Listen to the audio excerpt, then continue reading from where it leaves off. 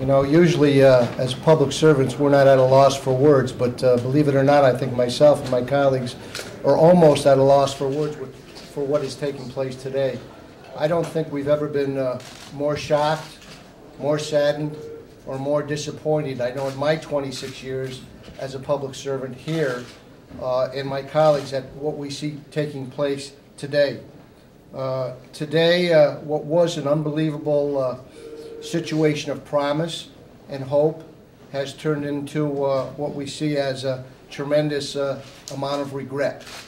We had a governor who had a tremendous mandate over a year ago as he ran for chief executive and governor of the state of New York. A huge part of that mandate was something called Day One, and something called all things were going to change on that Day One. And this is a governor, as you know, who was our Attorney General, who knows the laws, who was called the Sheriff of Wall Street, who went out and closed down prostitution rings and talked about how unethical it was and how disappointing it was and how tragic it was, and made ethics actually the cornerstone of his administration. He was going to come here and change the way we did business, root out crime as he did as Attorney General, as governor of the state, replace special interests with just one special interest, and that is the people of New York State, and stand up to those special interests who had just in mind their best interests, and root out any of those elected officials who are here for their own interests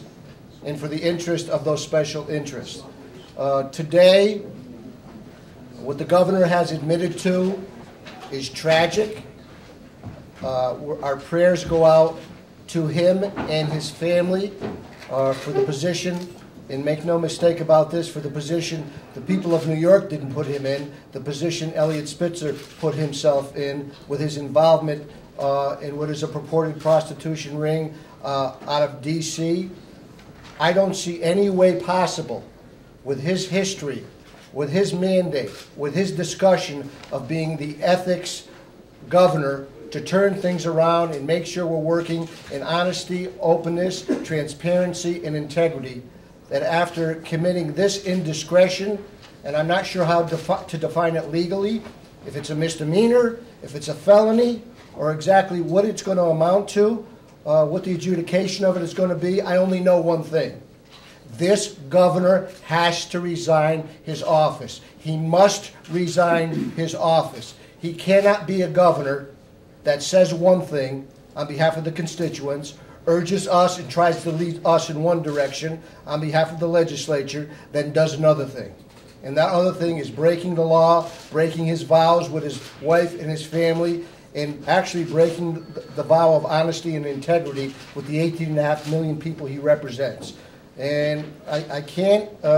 illuminate that enough, that he must resign his position. He must do it immediately, and he must do it today, based upon what he says was his desire to move forward this state in terms of making it the best state it possibly could, with the best agenda it could possibly be. After all that discussion about ethics and his involvement in this particular situation, as much as our prayers are with him, and we wish him well and the best, the people of New York State, and we believe as his representatives, must